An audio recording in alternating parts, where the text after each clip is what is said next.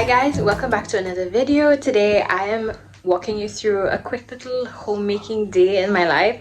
Today I have just a few things on the to-do list to do and I'm taking you guys along with me. So first I have to clean up a mess my girls made in their room. I'll show it to you. And then I'm also making yogurt. A lot of people always ask me for the recipe that I use to make yogurt, so I'm gonna show that so I have a place to send them, and then we'll see what else needs to be done today. All right, we do quiet time, and one of those quiet times my girls decided that they wanted to make their room beautiful, and this is the result of that. So today is going to involve getting it all off. So these are my weapons of choice. I have some water here, I have Lysol bleach, I have OxyClean. I actually bought it for laundry, but I'm just going to have it here just in case the magic eraser doesn't work. So this is actually what takes it off, so hopefully it takes it off this time. So usually when the kids make messes like that, I definitely have them help me clean it up, even if it's pretend. But since I'm using Lysol bleach, the magic eraser, I don't want them involved. So they're watching Frozen, which is the one movie that both of them love and will leave me alone for like 2 hours. So they're watching Frozen while I do a few tasks because hubby is at work.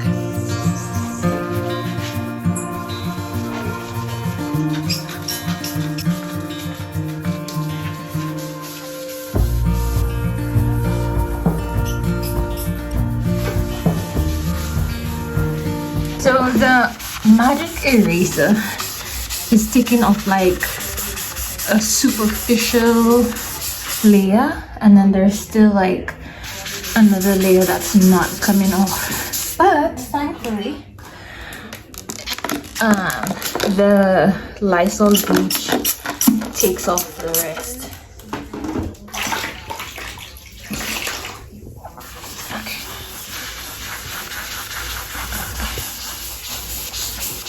There you go. There you go.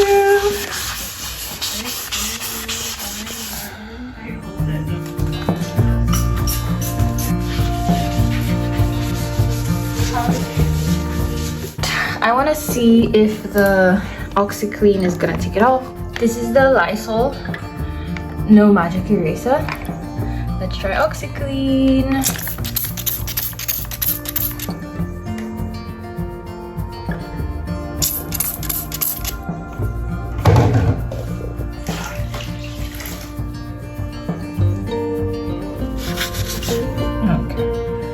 They all work well in combination. The magic eraser doesn't work by itself. The Lysol takes it out on its own. So I feel like without this, I would be able to use a Lysol. And then the OxyClean, I feel like it still leaves like a little residue. So I think the best was the Lysol. All right, so let's finish this up.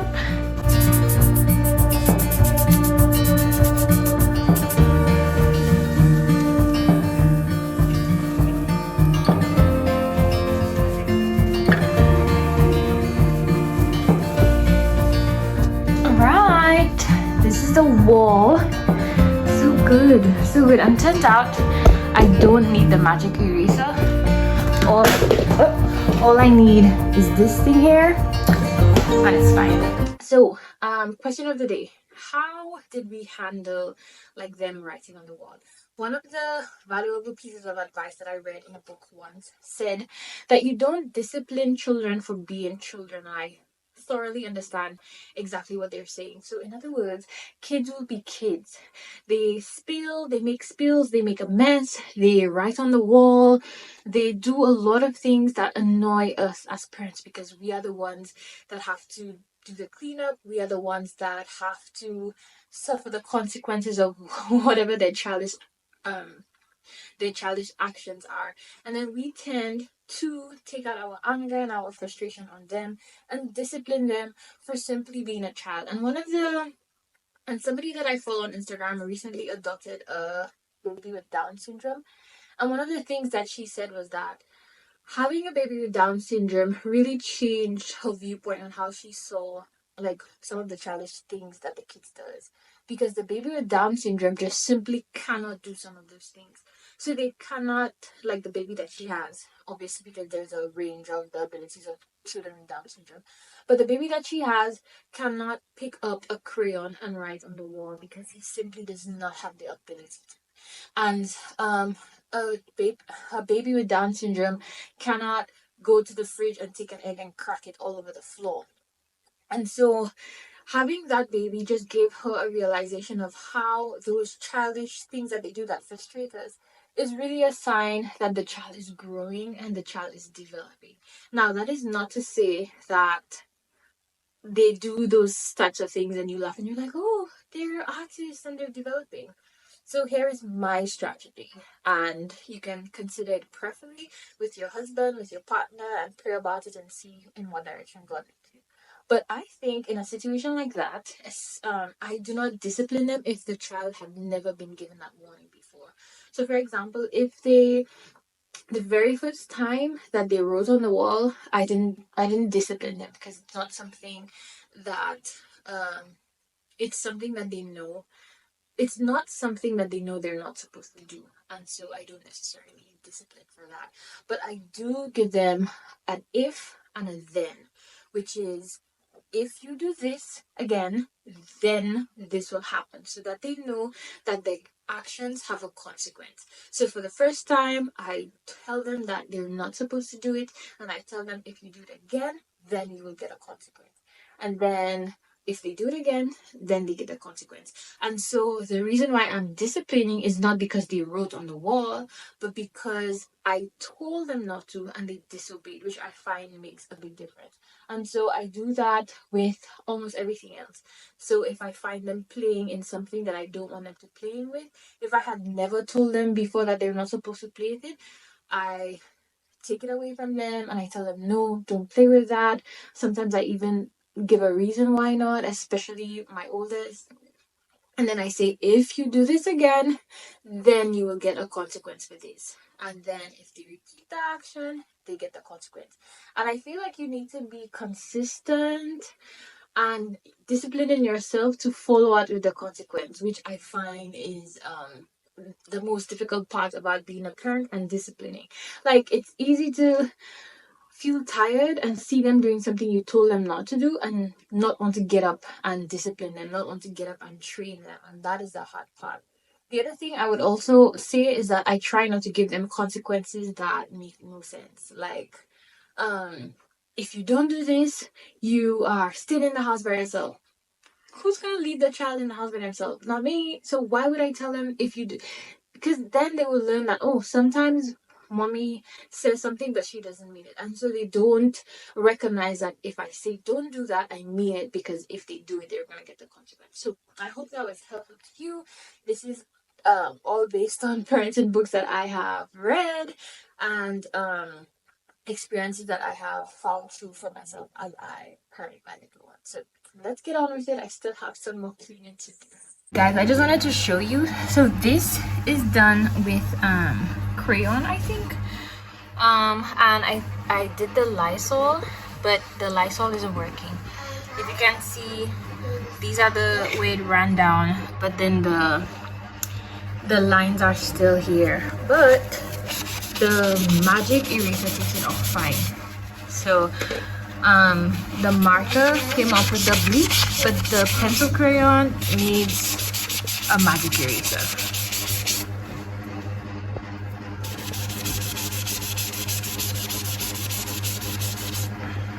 Okay, so this is a rug that I have in their room.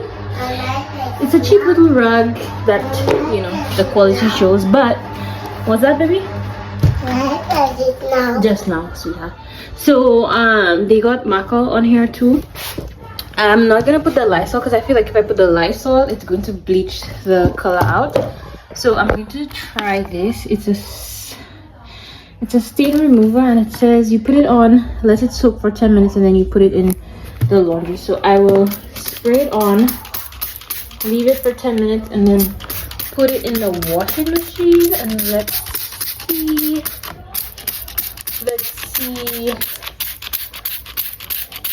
whether it does anything.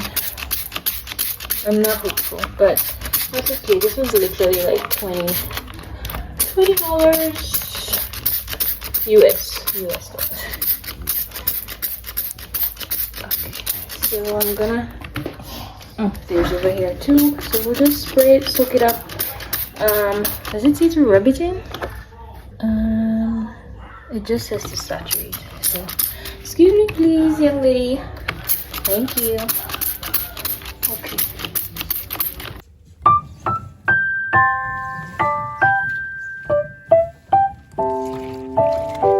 So next on the list is to make some garlic paste. I peeled these a couple of days ago using this beauty right here, which I had want to show you, but basically you put the garlic inside of here with the peel and you just roll it and the skin comes right off. I love this thing.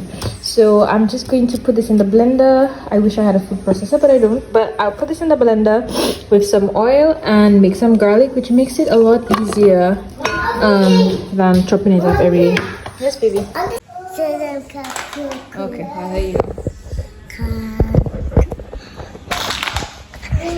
Don't press anything, sure. This is Coco. Say hi. Say hi. Say hi. He said.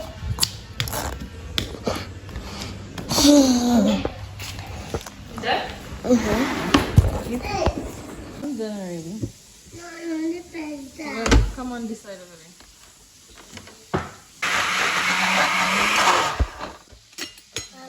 I'm gonna use that one. Go. Go.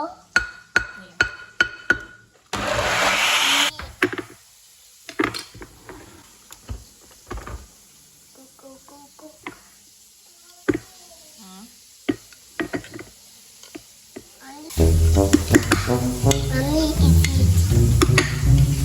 Yeah, we put in the freezer. Give me a...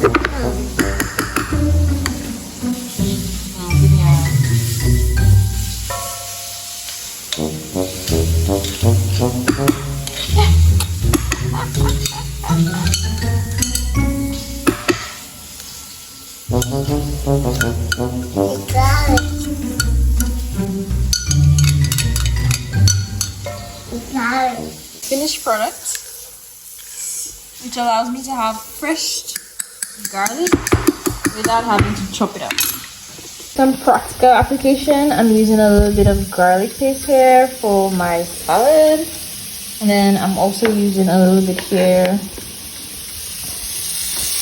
for my fish broth. Lunch for the day is served. We have some white rice with mixed veg. I did a salad with some cucumber and iceberg lettuce. We have some red beans. We have fish in a Creole sauce, but then I also love some dry for the girls, and I think Ibrahim might probably like them dry as well. I'm some dry. Huh? I'm some dry. Okay, fine. Dali, let's set the table, please. All right, so it's yogurt time. Yogurt is absolutely easy to make. It's one of the easiest things to make ever, but it has so much value, so much benefit. It's extremely nutritious. It has a lot of probiotics in it. Whenever I prescribe antibiotics, I always recommend my patients to take natural yogurt because natural yogurt contains a lot of probiotics, and so it's going to counter the side effects of taking antibiotics. But anyways, that aside, yogurt is very easy to make. Like I was saying, you only need 2 ingredients. You need milk, and it needs to be full cream. It needs to be whole milk. It cannot be skimmed. It cannot be low fat. It cannot be no fat. It needs fat in there. And then you also need yogurt. So if this is your first time making yogurt, then you need to find a yogurt at the supermarket that is natural, that has probiotics, preferably one that has no sugar and no flavoring. You want something very natural. And then whenever you make yogurt and you want to make another batch, make sure you have, I would say, at least a cup of yogurt to make another batch. And this just keeps going and going forever and ever. It's very tart, it's unsweetened, it has no additives, no flavoring, no sugars, and so you can really customize it into whatever flavor or however it is that you want. I find it absolutely delicious. Fun fact, before I studied medicine in Cuba, I did not like yogurt. I thought they were, I don't know, I didn't like it. And I was introduced to like natural yogurt in Cuba and I loved it, and I still do. I cannot eat the commercially prepared yogurts. I just don't like them. I don't fancy them, but I really like this. This is just normal yogurt, but I am wanting to dip my toes into Greek yogurt, although if you strain this with a cheesecloth, you can make it into a thick Greek yogurt. Okay, yeah, so let's get started. Like I said, only 2 ingredients. The first thing you need to do is boil your yogurt, and that kills any bad bacteria that may be in the milk. So I have an Instant Pot, and the Instant Pot has a yogurt feature, and the yogurt feature allows you to boil it, and it also allows it to stay at a predetermined temperature for 8, 12, 24 hours, however long you set it. But before I had my Instant Pot, I definitely used a regular pot. So you don't have to worry if you don't have an Instant Pot. In the case of not having an Instant Pot, you put the milk to boil. A lot of websites, when I first started making it, they recommended using a thermometer, and I just didn't have one of those. And so I learned a few tips and tricks to make it without having a thermometer and without having an Instant Pot.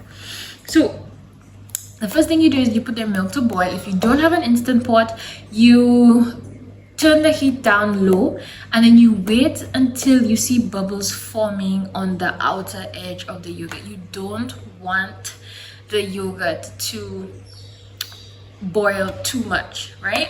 So you just want the outer edges to have bubbles. When you notice that, you turn it off and you let it cool, but it's supposed to be at a specific temperature.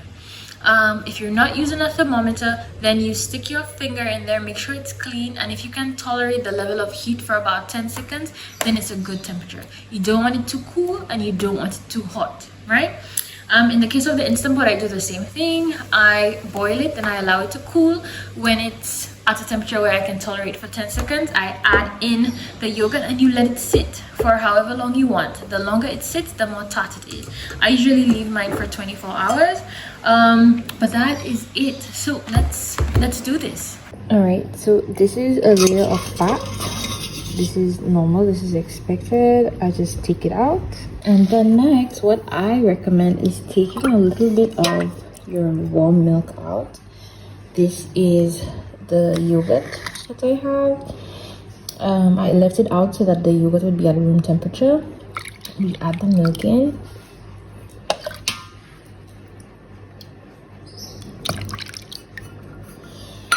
Okay, and mix it.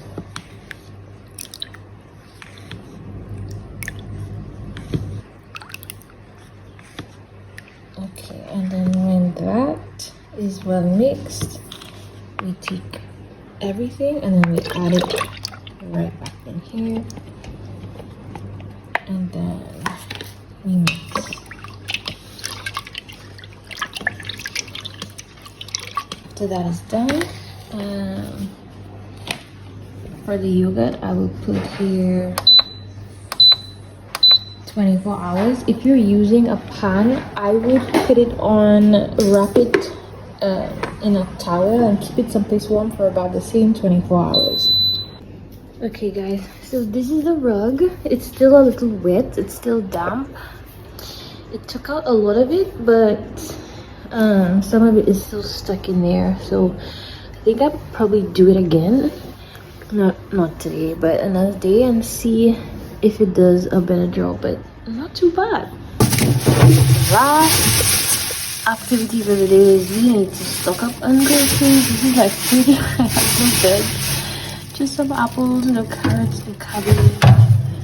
I have no eggs. My butter is almost done, so we need to stock up.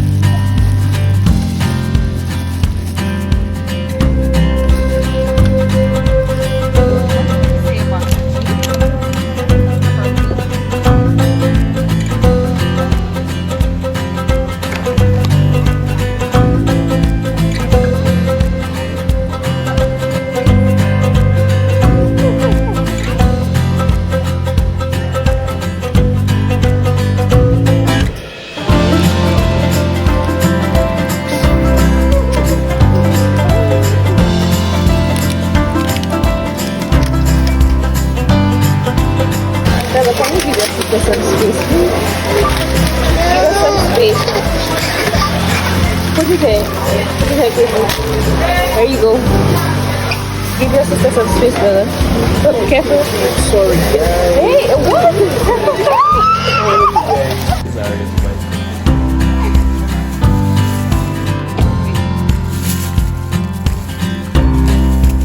Alright guys, so we're done.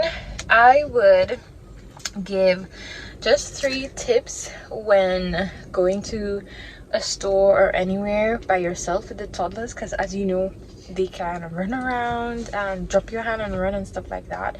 But I've been practicing for a while, and that's one of the things I would say to do, to practice. I know sometimes it could be daunting, like going by yourself, especially if you're busy doing something else. It might seem like too much to go by yourself, but one of the things I would say is, before you leave, set expectations. So let them know that you can't drop mommy's hand, or you can't run around, or you can't jump around.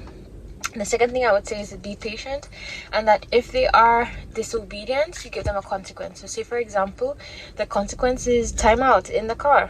You leave the trolley of groceries or whatever, and you bring the bum to the car and you stay there for a little while, and they understand that, you know, what they're doing is not acceptable. So explain expectations beforehand.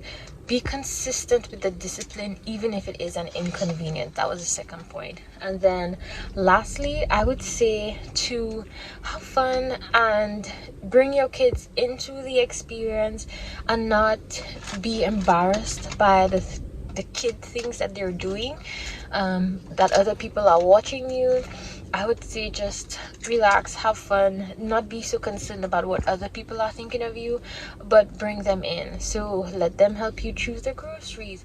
Explain to them, for example, I had to tell the girl, don't touch unless mommy asks you to touch, right? So you can ask them to help you pick the fruits or pick the groceries, but you know, help them, be involved, let them count. So tell them to pick 3 of this. So, you know, it's a wonderful lesson. When they're older, you can help them with price comparison and making the best selections and whatnot. It's a life experience that they can learn a lot from. So bring them, and expect good behavior, explain the good behavior, and with time and with repeated attempts, it definitely gets better. All right, so we're about to head back home, and I will see you tomorrow when the yogurt is done. The next day, this has spent 21 hours in here, but I need to use the Instant Pot, so I'm gonna skip it, and this is what you have.